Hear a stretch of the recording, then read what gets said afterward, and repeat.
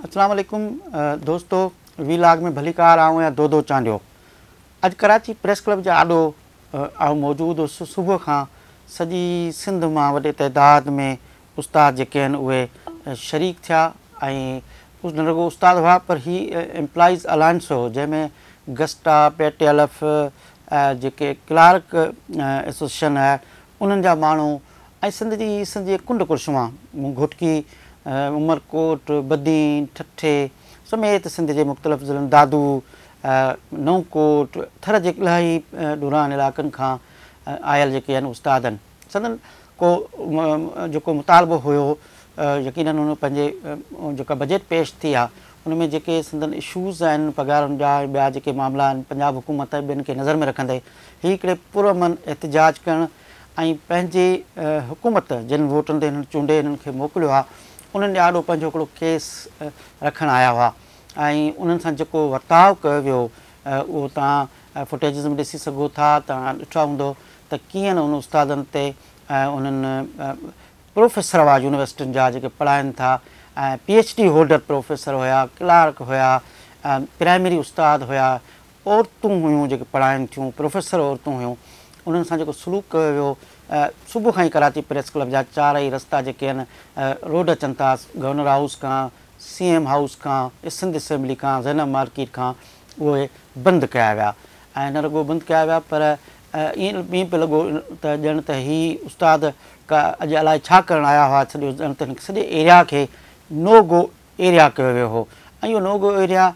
कराची में छाकाणि त सहाफ़त कई आहे सालनि खां, ॿिया एहतिजाज थियनि था उन्हनि लाइ नथो थिए, पर ख़ासि तौरु सिंध सां तालुक़ु रखंदड़ या अक्सरत जेकॾहिं उन्हनि में सिंधी ॻाल्हाईंदड़नि जी आहे या सिंध जे ॿारहाड़ियुनि मां जेके माण्हू अचनि था, नो गो एरिया उन्हनि लाइ थिए थो। हूअं त रोज़ प्रेस क्लब वारो मुज़ाहिरा थियनि था, हीअं जंग जी सूरताल जेका हुई उन जे हवाले सां एहतिजाज थिया, ईरान जंग जे हवाले सां रैलियूं पियूं निकितियूं, ॿियूं रैलियूं निकिरनि थियूं, ॿियनि जेके तनज़ीमूं आहिनि उहे एहतिजाज कनि था, कराची में रोड रस्ता ब्लॉक थियनि था, धरना लॻनि था। पर सिंध जे ॿारहाड़ी वारे इलाइक़नि मां माण्हू जॾहिं बि कराची आया आहिनि, कराची प्रेस क्लब वारा आया आहिनि, उहे पॉलिटिकल वर्कर हुजनि, उहे केनालनि वारे मसइले ते आया हुजनि या पंहिंजे के मुतालबे लाइ, लेडी हेल्थ वर्कर हुजनि, टीचर्स हुजनि, उस्ताद क्लार्क हुजनि या सिंध जे ॿियनि खातनि सां तालुक़ु रखंदड़ या ॿियनि मसइलनि लाइ एहतिजाज करण लाइ माण्हू ईंदा हुजनि, त उन्हनि लाइ ॼण त रस्ता ब्लॉक थी था वञनि, कंटेनर बि अची था वञनि, बसूं काए अची बीहारे छॾनि थियूं, पाणीअ जा टैंकर बीहारे छॾनि था, ॾंडा बरदार पुलिस जेका आहे वॾी तइदाद में अची चइनी रस्तनि ते बीही थी रहे। उन्हनि माण्हुनि जो मुतालबो या मसइलो या ॻाल्हि ॿुधण बदिरां उन्हनि जो लठियुनि, शेलिंग, वाटर कैननि सां उनजो इस्तक़बाल थिए थो ऐं अॼु बि इहो ई थियो त हीअ सारे उस्ताद हुया ऐं हज़ारे मतिलबु तमामु वॾो अंग हुयो ऐं हीअ पुरअमन माण्हू आहे। हीअ एहतिजाज करे पंहिंजा मुतालबा पेश करण लाइ वज़ीर हाउस हिननि वञण ते चाहियो, वज़ीर हाउस जा रस्ता बंदि कया विया। सिंध असेंबली जेका हिननि माण्हुनि जे वोटनि ते आहे, यानी सिंध असेंबली जेका सिंध सरकार जेका हुकूमत क़ाइमु थियल आहे उहा का ॿियनि इलाइक़नि मां, ॿियनि मां पंजाब, KPK, बलूचिस्तान मां वोट खणी अची सिंध असेंबली क़ाइमु कोन थी आहे, पर इहा ई नंगर पार्कर मां, इहा ई वाही पांदी मां, इहा ई जकबाबाद, बटोरे, दड़े मंझां, इहा ई कश्मीर, कंधकोट मंझां, सांगड़ मंझां ऐं बदीन ऐं सिंध जे ॿियनि इलाइक़नि मां चूंडियल माण्हुनि ते जेको आहे वोटनि ते क़ाइमु थियल आहे, उहे सिंध असेंबली आॾो ते विया। हालांकि सिंध असेंबली हींअर इजलास बि कोन थो हले ऐं सिंध असेंबली खे हिन वक़्तु जेको आहे उहो तव्हां ॾिठो हूंदो त बंदि आहे, हुनजो का इजलास जेको सेशन कोन था हलनि, का एक्टिविटीज़ कोन्हे, पर उनखे सिंध असेंबली बि न वञणो वियो। यानी सिंध असेंबली खां बि थोरो पहिरियां ई हुननि ते शेलिंग शुरू कई वई, लठबाज़ी कई वई ऐं इंतिहाई उन्हनि सां जेको सलूक हुयो उहो हिकिड़ो ज़ालिमाणो सलूक हुओ, ॼण त के ॿिए मुल्क जा शहरी हुआ जेके कराची आया ऐं उन्हनि एहतिजाज करण लाइ आया। शाबस सिंध काबीना जे हेतिरी वज़ीरनि हूंदे शाबस वरी बि नासिर शाह खे हुजे जे कमिशनर हाउस में हिननि सां ॻाल्हियूं ज़रूरु कयूं। हालांकि नासिर शाह न एजुकेशन मिनिस्टर आहे, न हुन वटि फिनांसियल डिपार्टमेंट आहे, न हुन वटि होम मिनिस्ट्री आहे, पर हुन ॻाल्हियूं कयूं, उहे ॻाल्हियूं कामयाबु कोन वियूं। यकीननि उस्तादनि खे जा जेके मुतालबा हुआ उहे मुतालबा पूरा न पिया थियनि। हिननि जेको एम्प्लॉइज़ अलायंस आहे उन्हनि जे मुतालबनि जो खे का मोट कोन पई मिली, तॾहिं करे हिननि चयो त असां वज़ीर हाउस तरफ़ था वञूं। जॾहिं वज़ीर हाउस तरफ़ वधिया तॾहिं बि हुन ते बेरहमानो शेलिंग कई वई लठबाज़ी कई वई ऐं उन्हनि खे तशद जो निशानो बनायो वियो ऐं सिंध असेंबली आॾो बि उन्हनि खे न वञणु हुयो। ही उहे आहिनि उस्तादनि जिन जूं इलेक्शन में ड्यूटियूं लॻनि थियूं ऐं ही उस्ताद जेके इल्ज़ाम त बर्दाश्त कंदा आहिनि अपोज़िशन जा ॿियनि जा त असांखे जॾहिं असांजूं ड्यूटियूं लॻनि थियूं त चवनि था ही उस्ताद ई हुनखे खटराइनि था ऐं उन्हनि जे ॻोठनि जा उन्हनि जे वोटरनि खे वोटर बि आहिनि उन्हनि जे इलाइक़े जे वोटरनि जे ॿारनि खे पढ़ाईंदड़ बि आहिनि उन्हनि जे नियाणियुनि खे तइलीम ॾींदड़ बि आहिनि ऐं ही उहे क्लार्क आहिनि जेके ऑफिस में वेही फ़ाइल कढनि था। यकीननि जेको बेनिफिशरीज़ तबिको आहे उहो ही न आहे वॾी ब्यूरोक्रेसी आहे सेक्रेटरी लेवल जा ऑफिसर या उनखां बि वॾी सित जा ऑफिसर या वरी चइजे त सियासतदान MPs वज़ीर वग़ैरह आहिनि पर ही तबिको आहे जंहिं ते हिकिड़ियूं तमामु घणियूं समाज जूं ज़िम्मेवारियूं आहिनि ऐं ही समाज जा अॾींदड़ आहिनि ऐं ही उहे माण्हू आहिनि जेके जंहिंजे करे यानी दुनिया पंहिंजी यूनिवर्सिटियुनि जे प्रोफेसरनि जी कॉलेज जे प्रोफेसरनि जी पंहिंजे उस्तादनि जी हिकिड़ी वॾी इज़त कंदी आहे ऐं असां वटि कंहिं ज़माने में इज़त थींदी हुई उस्ताद जी असां उनखे लफ़्ज़ी जेको आहे साईं सॾिबो नालो न वठिबो हुयो ऐं साईं तव्हांखे ख़बर आहे सिंधी ज़ुबान में तमामु एतिराम ऐं इज़त मां वरितो वेंदो आहे। ही पढ़ाईंदड़ हुआ हिन हे यूनिवर्सिटी कॉलेज हलाइनि था ही जेको आहे उहे स्कूल हलाइनि था हाई स्कूल हलाइनि था एडुकेशन ॾियनि था। हिननि सां हिन जॾहिं शुरू खां वठी मुतालबा रखिया पिए त छा सिंध जे वज़ीरनि वटि जी कंहिं कमेटी वटि एतिरो टाइम कोन हो त हिननि सां का ॻाल्हियूं करे हिकिड़ी 2-4 वज़ीरनि जी हिकिड़ी कमेटी ठहे हा ऐं बजट पेश दौरान हिननि खां तजवीज़ूं बि वरितियूं वञनि हा जेके अपोज़िशन खां वरितियूं वञनि थियूं या MPs या वज़ीर जेके आहिनि पंहिंजे पंहिंजे खातनि जो जॾहिं अची तजवीज़ूं पेश कनि था त हिननि जे मुतालबनि खे बि ॿुधो वञे हा ऐं हिननि जा मुतालबा जेके आहिनि उन्हनि ते डिस्कस बि थिया पर उन्हनि ते को डिस्कस न थियो उन ते का गुफ़्तगू कोन थी ऐं उन्हनि जो मुतालबनि जो इस्तक़बाल वाटर कैननि सां शेलिंग सां लठबाज़ियुनि सां ॾंडनि सां जेको आहे उहो कराची में कयो वियो इंतिहाई ॾुखो मतिलबु हिन खां अॻु में बि अक्सर ईअं थींदो रहियो आहे असां ॾिठो आहे त लेडी हेल्थ वर्करनि खे जीअं मूं पहिरीं बि ज़िक्र कयो त उनखे असां तशद जो निशानो बणिजंदे ॾिठो आहे। कराची में साफ़ दौरां हीउ जेको रवियो सिंध जे ॿाराड़ी जे ॻोठनि जे इलाइक़नि जे आयल माण्हुनि सां हिते जेको कयो वञे थो उहो हिकिड़ो सुवालु ज़हन में ज़रूरु पैदा करे थो त जॾहिं ॿियनि खे इजाज़त हुजे थी जॾहिं ॿिया अची त सभु एतिजाज करे सघनि था असेंबली आॾो पहुची वञनि था गवर्नर हाउस CM हाउस तक़रीबूं थियनि थियूं इवेंट थियनि था उते एतिजाज करण जो माण्हुनि खे मुकमल तौरु जेको आहे उहो हक़ु मिले थो पर जेको सिंध जे ॿाराड़ियुनि मां अचे थो जेको सिंध जे ॻोठनि मां अचे थो बसुनि में चढ़ी हिते अचे थो छाकाणि त उते खुलियूं कचहरियूं नथियूं थियनि उते मीटिंगूं कोन थियूं थियनि हिकिड़ा पुराणो रवाजु हूंदो हो मुहतरमा बेनज़ीर भुट्टो जे ॾींहंनि में या उनखां अॻु में या उनखां पोइ बि त वज़ीर वञी उते इलाइक़नि में मीटिंगूं कंदा उतां हिकिड़ो फीडबैक खणी ईंदा बजट ठाहिण खां अॻु में या फ़ैसिला करण खां अॻु में या हिते वेही जेके जॾहिं हुनखे फ़ैसिला करणा पवनि था पर उहो त नथो थिए पर जॾहिं माण्हू एतिजाज करणु अचनि था हीअ जमहूरियत आहे जमहूरी मुल्क आहे ऐं जमहूरियत मुल्क में माण्हू खे एतिजाज करण जो हक़ु आहे ऐं तव्हांखे पंहिंजो हिकिड़ो तजुर्बो थो ॿुधायां त आउं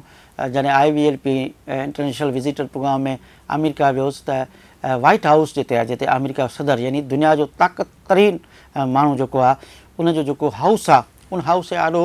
मुज़ाहिरा पिया थिया पिए एतिजाज बि थिया पिए हिकिड़ी कैंप अहिड़ी एॾी एतिजाज जी जेका उन्हनि चयो त को 30 सालनि खां लाॻीतो कैंप हणी माण्हू उते एतिजाज कनि पिया फ़लस्तीन लाइ उते एतिजाज थियनि था ख़ुदि अमेरिकी पॉलिसियुनि जे ख़िलाफ़ु एतिजाज थियनि था सिंध जा माण्हू जेके उते साना ऐं ॿियनि तंज़ीमुनि में आहिनि उहे वञी उते एतिजाज कनि था उनखां सवाइ जेको अक़वाम मुतहदा दफ़्तर जा आॾो जेको आहे उते एतिजाज थिए थो दुनिया सॼी में थिए थो पर असां वटि कराची में हाणे अलाए छो हिकिड़ो इहो रवाजु विधो वियो आहे त सिंध जे ॿाराड़ी इलाइक़नि मां अगरि को माण्हू ईंदो त उन्हनि खे लठियूं वसाइबियूं उन ते तशद कबो ऐं उनखे मारबो कुटबो पर उन्हनि सां ॻाल्हियूं करे उन्हनि जा मसइलनि खे संजीदगी सां हल करण लाइ का बि अहिड़ो घस कोन वठिबो मतिलबु कराची प्रेस क्लब आॾो अगरि सिंध जे 3-4 वज़ीरनि जी का 2-3 वज़ीरनि जी टीम अचे हा ऐं अची सेक्रेटरी लेवल जा माण्हू अचनि हा हिननि सां अची हिते मिलनि हा ऐं पुलिस खे घटि में घटि लठियूं हणण जा हुकुम न ॾियनि हा तशदद जा हुकुम न ॾियनि हा कचे में धाड़ियल सरेआम वीडियो रखनि था माण्हू मारनि पिया रोडनि ते अची बीह रहनि था पुलिस खे ओॾां हुकुम नथो मिले त तव्हां वञी अमन अमान क़ाइमु कयो धाड़ियलनि सां मुक़ाबिलो कयो पर उस्तादनि टीचरनि क्लार्कनि इन क़िस्म जो लोअर स्टाफ इन क़िस्म जो ॿियो अमलो आहे जेको सिंध जे ॿाराड़ियुनि मां पंहिंजे मुतालबनि लाइ अचे थो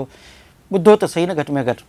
जाइज़ नाजाइज़ ज़रूरी न आहे तव्हां सभु हुनजा मुतालबा मञो पर कुझु न कुझु हुन जूं ॻाल्हियूं उन लाइ का कमेटी ठहिणु खपे, उन लाइ वेही को डायलॉग थिए ऐं हू पंहिंजा मसइला जेके आहिनि ॿुधाए सघनि ऐं अची का न का गुफ़्तगू कनि। दर बंदि छो? हीअ सिंध असेंबली वारो एतिजाज करणु एॾो जुर्म छो आहे? सिंध असेंबली त सिंध जे माण्हुनि जे वोटनि ते चूंडिजी आई आहे ऐं उन ते क़ाइमु आहे ऐं उनजो वजूद ई इन सां आहे। भई वज़ीर हाउस वारो एतिजाज खां मना छो? वज़ीर त इन्हनि ई माण्हुनि जे वोटनि ते चूंडियल MPs गॾिजी चूंडियो आहे। उहे जेकॾहिं माण्हू पंहिंजा मसइला अची उते ॿुधाइनि था ऐं अची जेकॾहिं एतिजाज कनि था, पंहिंजे अंदरि जी घटि में घटि हिकिड़ो वेंटिलेट थियनि था, अची इहो वञी फील कंदा त असां पंहिंजे मुतालबनि जे लाइ जेको आहे उते आयासीं, असां एतिजाज कयो, उन सां ॻाल्हियूं कजनि, उनखे ॿुधो वञे हा। वज़ीर हाउस में उन सां ॻाल्हियूं थियणु खपनि हा,